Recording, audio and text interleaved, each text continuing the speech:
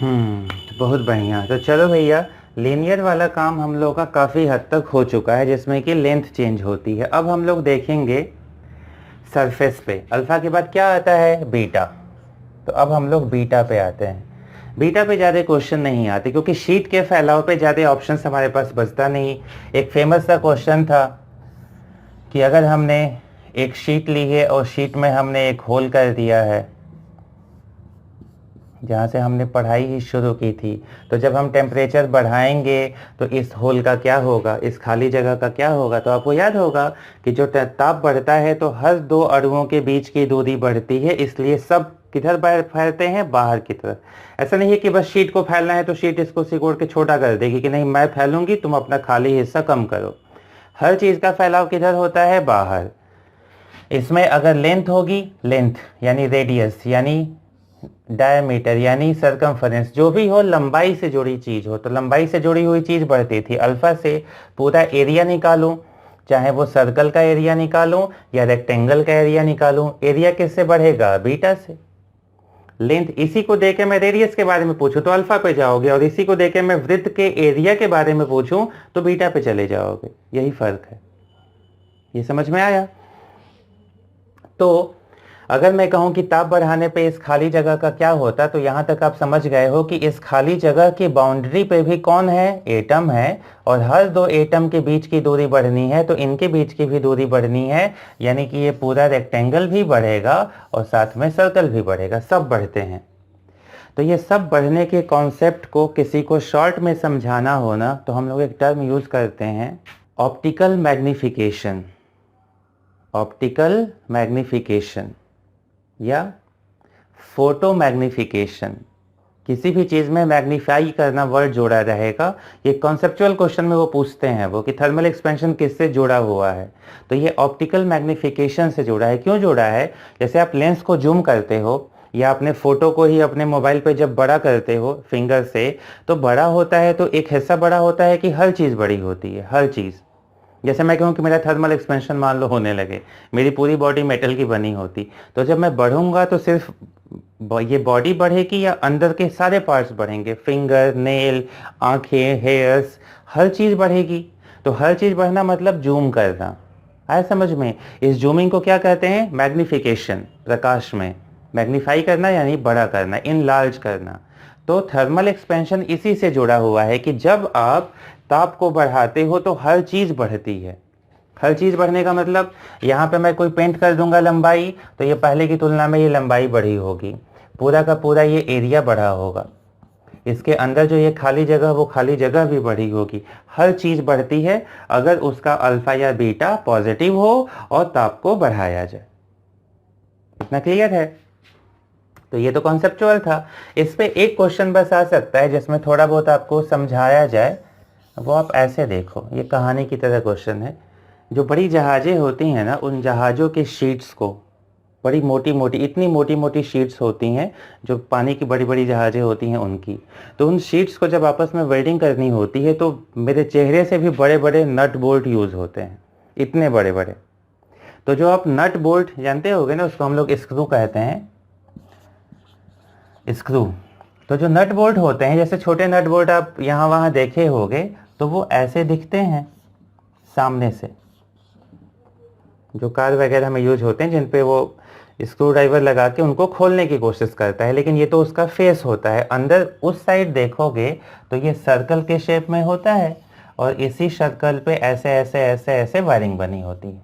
ये उसका एक साइड का फेस रहेगा और अंदर यही रहेगा, और यही स्क्रू आप कसते हो। इतना क्लियर है। आप चाहे बोर्ड में भी देखोगे तो पतले लेवल पे यही होगा, थोड़ी बड़ी मशीन होगी तो थोड़े मोटे, यानी कि इस मार्कर की मोटाई के बराबर के स्क्रू होंगे। जहाज़ों में हम इतने बड़े बड़े स्क्रू यूज़ करते हैं। तो जो ये स्क्रू यूज होते हैं, ये स्क्रू मान लो लोहे का या किसी मेटल का बना होगा। अब मान लो कि जो जहाज की शीट है ये बनी है किसी मेटल ए की, ये शीट है, और इस शीट में एक होल किए हो।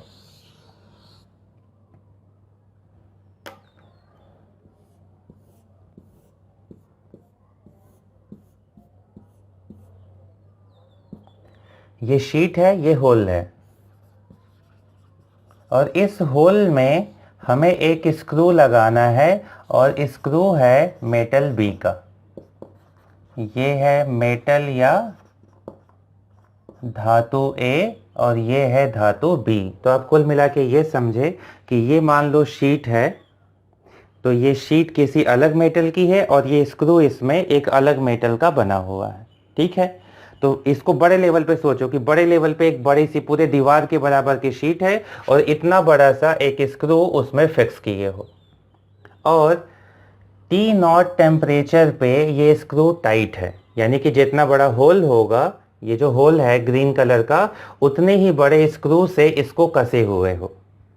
ठीक है, अब अगर मैं दे दूं कि अल्फा ए बड़ा है अल्फा बी से, मैंने कहा ना क्वेश्चन का एक पार्ट होता है डेटा को देना, दूसरा होता है कंडीशन बताना, डेटा देना, कंडीशन बताना और फिर सवाल पूछना।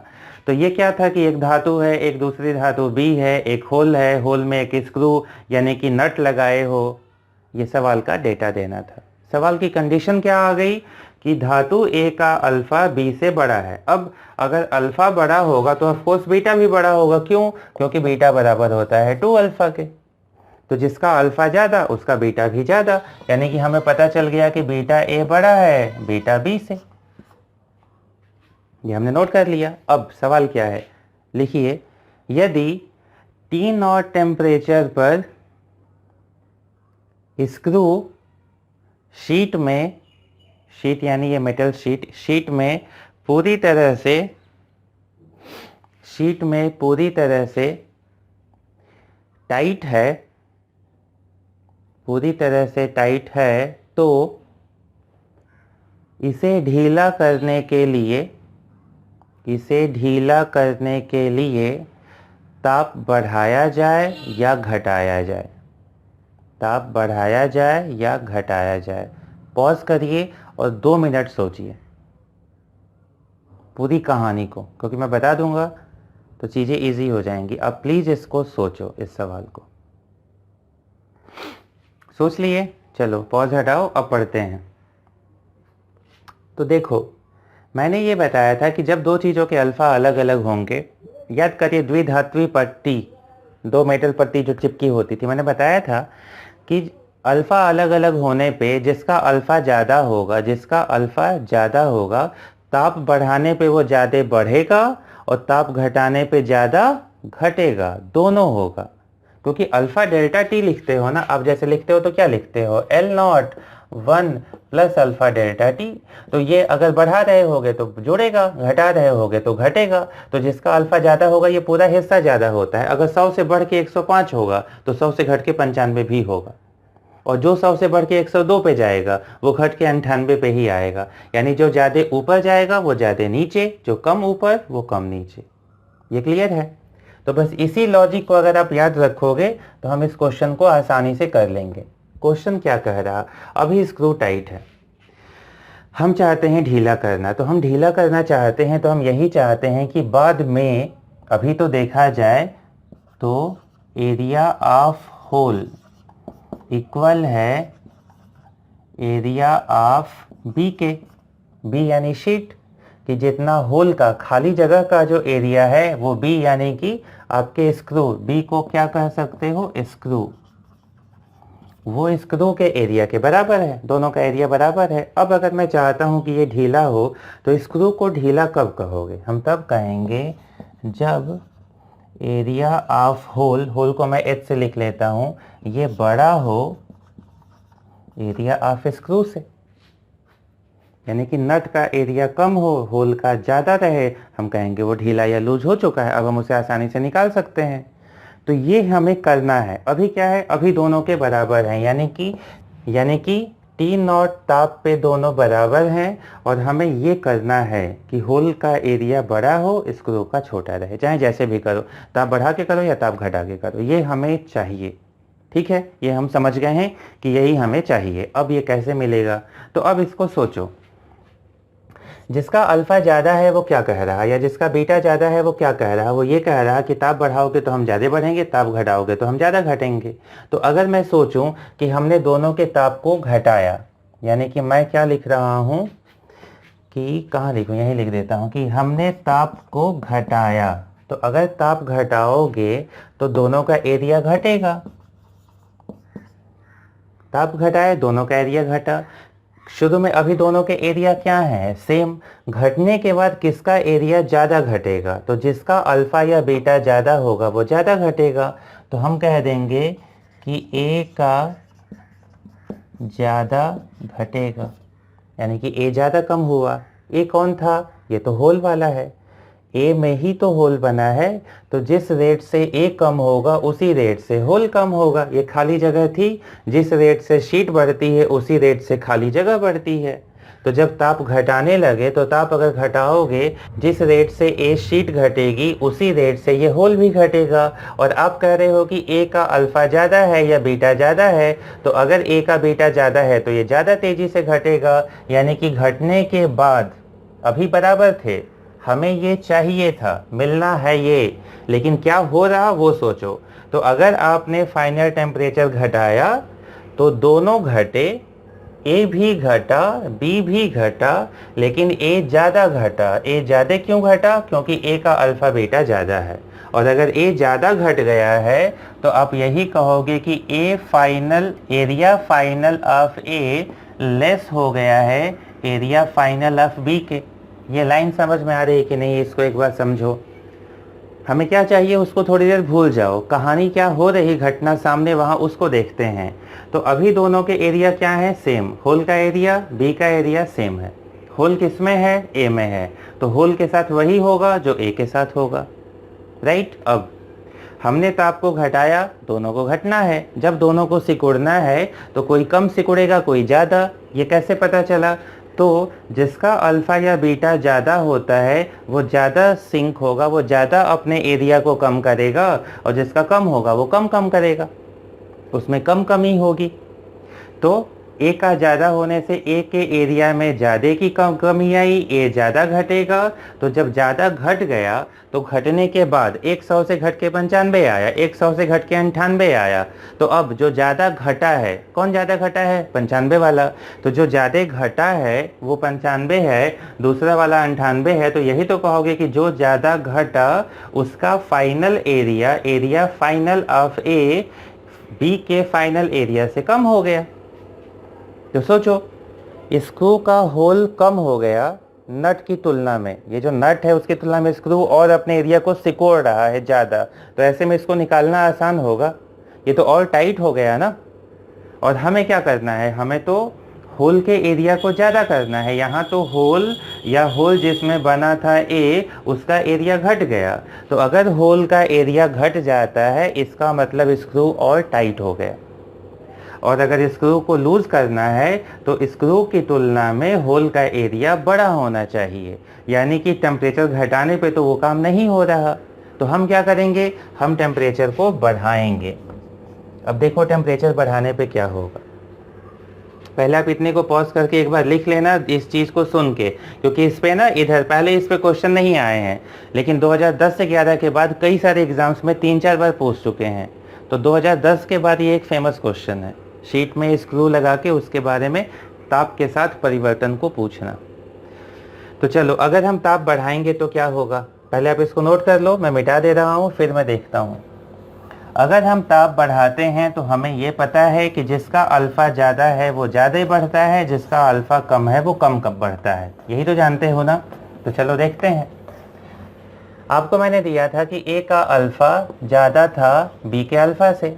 ताप को बढ़ाए हो, तो जब ताप बढ़ा, तो जब हमने ताप को बढ़ाया, टी फाइनल हमने टी नॉट से बढ़ा दिया, तो बढ़ाने पे तो बढ़ेंगे दोनों, लेकिन जिसका अल्फ़ा ज़्यादा होगा वो ज़्यादा बढ़ेगा। तो हम ये कहेंगे कि अगर ए का अल्फ़ा ज़्यादा है, ए यानी ये शीट, या शीट यानी कि होल, तो हम कहेंगे कि होल का फाइनल एरिया, बढ़े हैं दोनों, लेकिन बढ़ने के बाद होल का फाइनल एरिया बड़ा हो जाएगा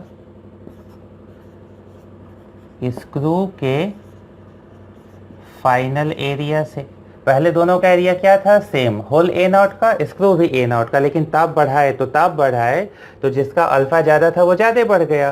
तो शीट का अल्फा ज़्यादा था, शीट ज़्यादा बढ़ी, होल ज़्यादा बढ़ा, तो होल का फाइनल एरिया स्क्रू के फाइनल एरिया से ज़्यादा हो गया। अब होल हो गया है बड़ा, स्क्रू छोटा है, तो स्क्रू को आसानी से, अब ढीला हो गया है वो, आसानी से आप स्क्रू ड्राइवर से निकाल लोगे। समझ में आया? तो अगर धातु का अल्फा ज़्यादा हो या बीटा ज़्यादा हो या गामा ज़्यादा हो, जो भी आपको वो दे दे, आपको पता है एक ज़्यादा होने का मतलब बीटा गामा सब ज़्यादा दूसरे की तुलना में। तो अगर धातु का ज़्यादा होगा स्क्रू से, ऐसे में उसको आसानी से निकालने के लिए हम ताप क्या करते हैं, बढ़ाते हैं। क्योंकि ताप बढ़ाते हो तो शीट या होल का एरिया ज़्यादा बढ़ जाता है, स्क्रू का एरिया कम बढ़ता है, स्क्रू आसानी से निकल जाता है। ये एक कहानी को आप अच्छे से समझ के अगर कॉन्सेप्ट दिमाग में बैठा लिए तो आपको वो यहाँ वहाँ कुछ उल्टा पुल्टा करेंगे तो भी आप कर लोगे। जैसे मैं आपसे कह देता कि स्क्रू का अल्फा ज़्यादा है, यानी बी का अल्फा ज़्यादा होता ए से, शीट से, स्क्रू का अल्फा शीट से बड़ा होता, तो एक तो आप ऐसे ही अभी समझ गए हो कि अभी ये जो किए हैं इसका उल्टा कर देंगे। ये तो ऐसे हम शॉर्ट में बता ही सकते हैं, लेकिन अगर मन में सोचें भी तो क्या होगा। तो देखो, हम ये सोचते हैं कि चलो अभी तो दोनों के एरिया बराबर हैं, ताप बढ़ा के देखते हैं क्या होता है। तो अगर मैं आपको इसका उल्टा दिया होता कि B ज़्यादा है, B यानी कि स्क्रू, इनका शुरुआत में दोनों का एरिया क्या है, सेम है। अब अगर B का अल्फा ज़्यादा होता, यानी नट का अल्फा ज़्यादा होता, तो ताप बढ़ाने पे नट ज़्यादा बढ़ता और होल कम बढ़ता। तो अगर नट ज़्यादा बढ़ेगा, ये नट अगर ज़्यादा बढ़ जाएगा तो ये तो और टाइट हो जाएगा ना। सोचिए, जो होल है वो उसी साइज़ में रहे या थोड़ा बढ़े, और नट जो है ये ज़्यादा बढ़ना चाहे। तो जब जैसे क्या हम लोग पढ़े थे पहले कि दो दीवारों के बीच में ये रॉड फंसा के रखते थे, और जब इस रॉड के ताप को बढ़ाते थे, लंबाई बढ़ती थी, तो ये दीवारों में और जकड़ जाता था ना, क्योंकि ये लंबाई को बढ़ाना चाहता है। तो समझ गए, शुरुआत में दोनों का एरिया कितना था, ए नॉट, लेकिन बाद में अगर मैंने टेम्परेचर बढ़ाया और बी जो है ये नट है, यानी बी स्क्रू है, और बी का ही अल्फ़ा ज़्यादा है, तो अगर बी का अल्फ़ा ज़्यादा होता, पहले जो कहे थे उसका ठीक उल्टा, तो बी का अल्फ़ा ज़्यादा होता तो ताप बढ़ाने पर नट ज़्यादा बढ़ा, नट ज़्यादा बढ़ा, होल उतना नहीं बढ़ा, तो नट तो और प्रेशर लगा के कस देगा ना, और दबाव बढ़ा देगा। तो क्या जब दबाव बढ़ा देगा तो उसको आप आसानी से खींच पाओगे? नहीं, क्योंकि वो और टाइट हो चुका है। तो अगर नट का अल्फ़ा ज़्यादा होगा तो ताप बढ़ाओगे तो ये और फैल के टाइट हो जाएगा। तो ऐसे में लूज करना होगा तो हम बढ़ाएंगे नहीं, हम क्या करेंगे, ताप को घटाएंगे तो क्या होगा, जो होल है वो भी एरिया को ए नॉट से कम करेगा, जो नट है वो भी एरिया को ए नॉट से कम करेगा, लेकिन कौन ज़्यादा घटेगा, जिसका अल्फ़ा ज़्यादा था। जो ज़्यादा बढ़ रहा था वो ज़्यादा घटेगा। अब वो 100 से आ गया है 95 और होल आया है 100 से 98 पे। तो अगर ये मान लो इतने बड़े बड़े जहाज़ों में होल या नट होते हैं, तो मान लो ये इतना बड़ा था, होल इतना बड़ा ही नट था। अब ताप घटाए, तो ताप घटाए हो तो नट का अल्फ़ा ज़्यादा था, नट ज़्यादा घट गया है, इतना हो गया। होल का अल्फ़ा कम था, होल कम घटा है, तो होल कम घटा है, नट ज़्यादा घट गया, तो अब नट को निकालना आसान है कि नहीं? समझ गए? यानी कि इस केस में हम ताप को बढ़ाएंगे नहीं, क्या करेंगे, घटाएंगे। तो हमें इतना तो समझ में आ गया कि अगर हमें नट को लूज़ करना है, एक टाइट नट को लूज़ करना है, तो यदि शीट का अल्फ़ा ज़्यादा होगा तो ताप को बढ़ाओगे, और अगर नट का अल्फ़ा ज़्यादा होगा तो ताप को घटाएंगे तो वो लूज़ होगा।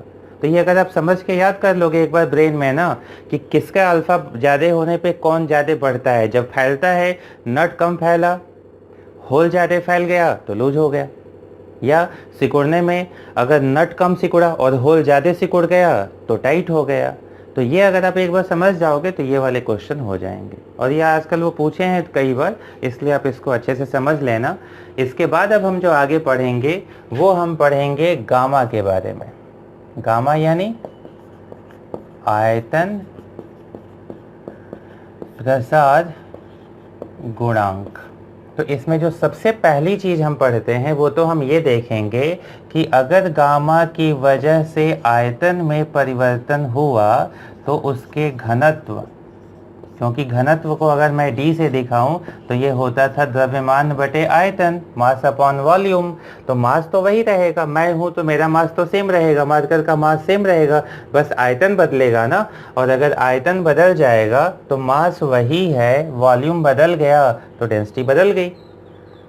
अगर मैं कह दूं कि शुरुआत में T नॉट टेम्परेचर पे density D not, volume V not और मास m है, तो बाद में अगर मैंने ताप डेल्टा T से बढ़ा दिया तो T फाइनल ताप पे density D final, volume V final है, तो भी मास तो m ही रहेगा। ये सब बदल गए, मास वही है।